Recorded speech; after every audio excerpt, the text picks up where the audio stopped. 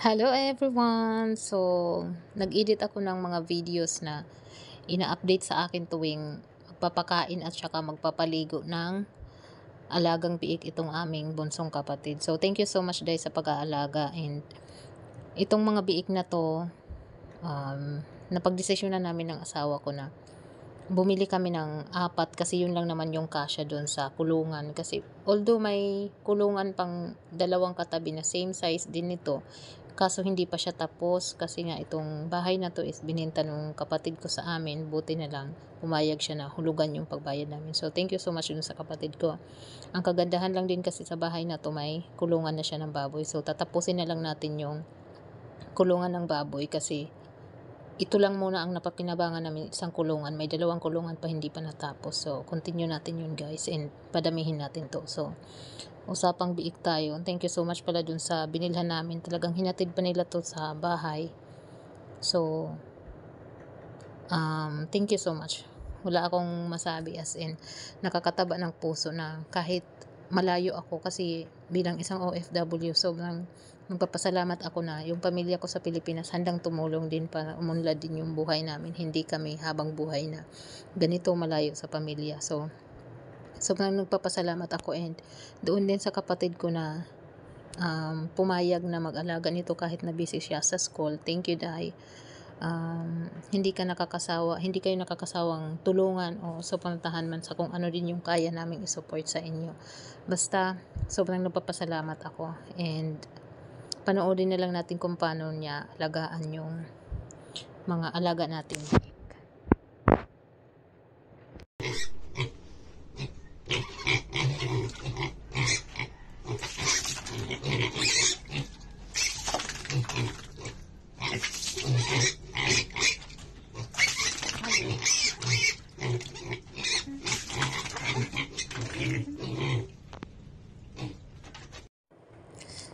Pag nagtatanong ako sa kanya kumusta yung biik natin, umaga, gabi, nag-update talaga siya sa akin. Thank you, Dad.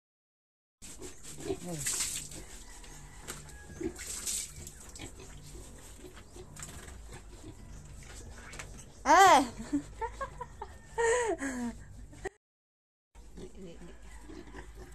Gaya ka. Buhat gad.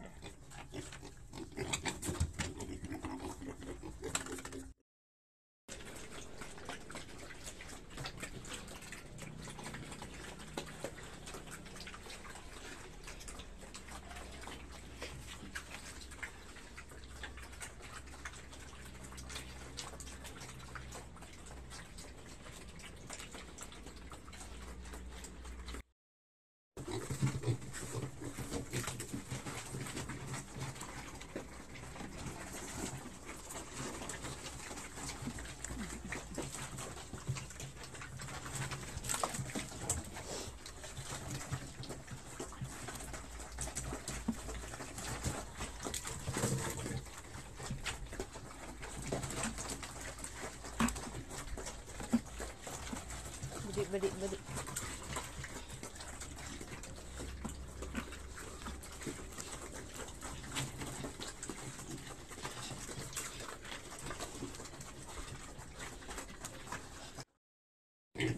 Balik.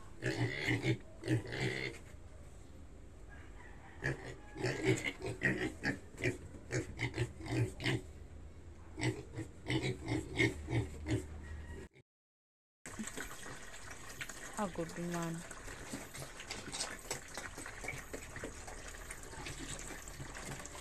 Sige.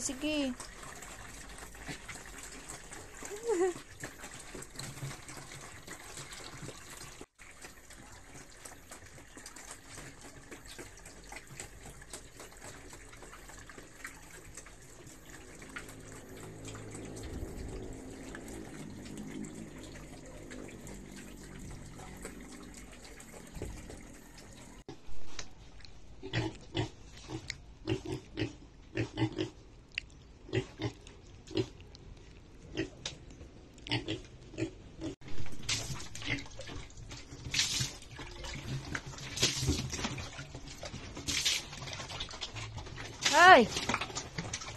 Niyan na panginom.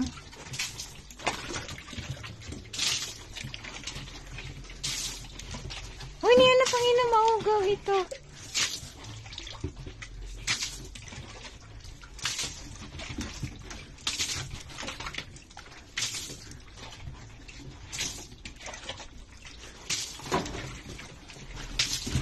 Ay!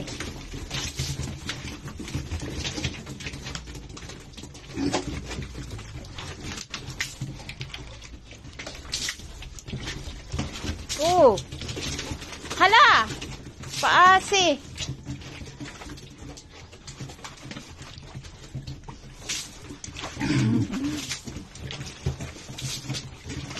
Hindi nagugaw.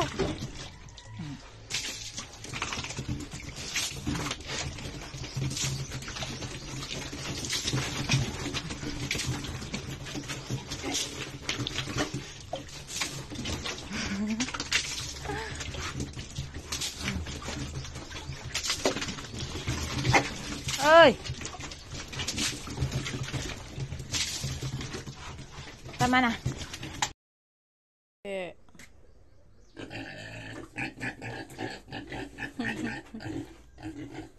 Mga ngaon diri. Hay. Hahay hahay. Uy. So, ayan nga, sobrang nakakatuwa at nakakataba ng puso na makita mo sila kung paano nila alagaan yung mga biik na binili namin. Sobrang thank you sa inyo, Day. And nakakawala din kasi yan ng stress pagkatapos sa school nila kasi nga nag-aaral din sila.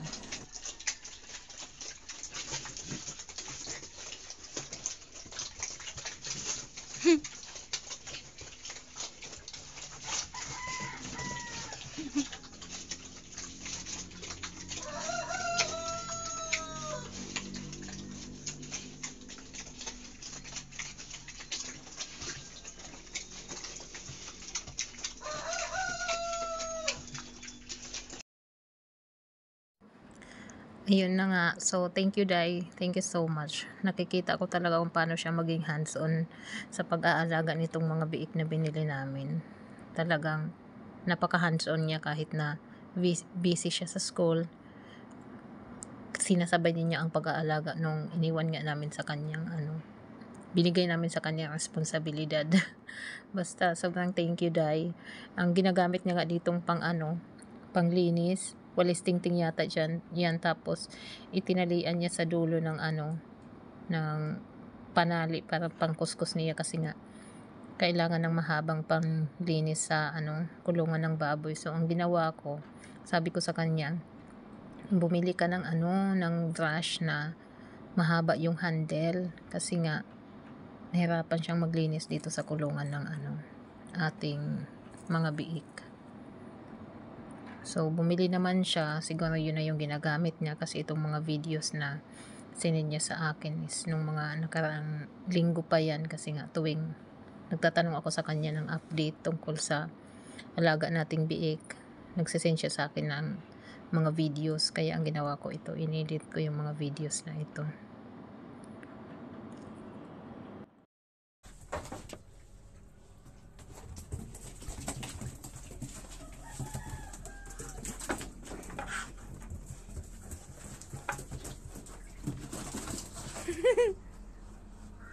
Badi. Babad tubig. Badi.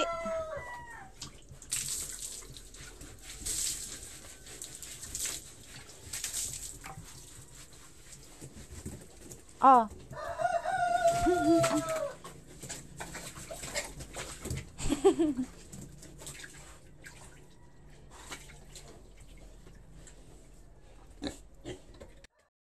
Badi.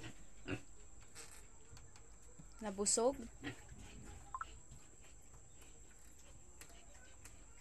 Uy.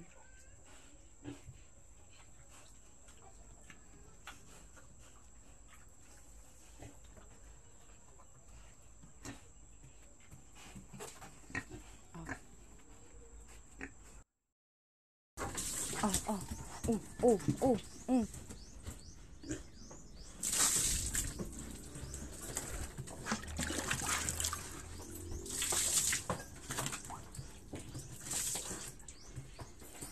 Dapat ka po.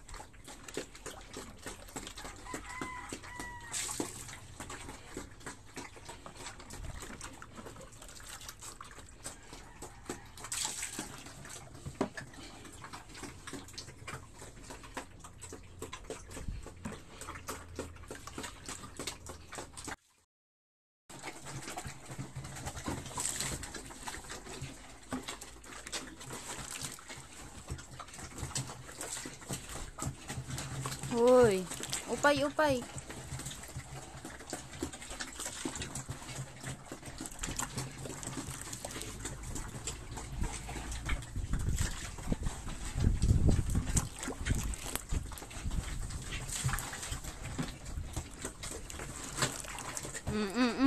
Hindi, abot niya, abot niya.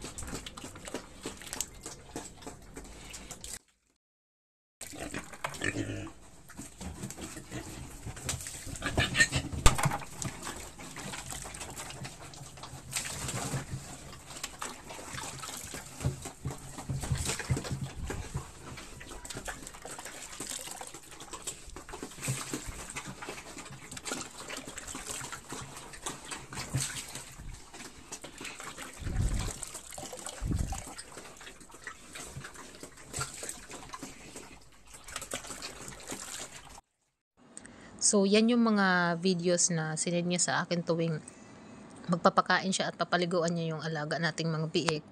So, mang thank you, Day. Kahit na wala kami dyan, nandyan ka.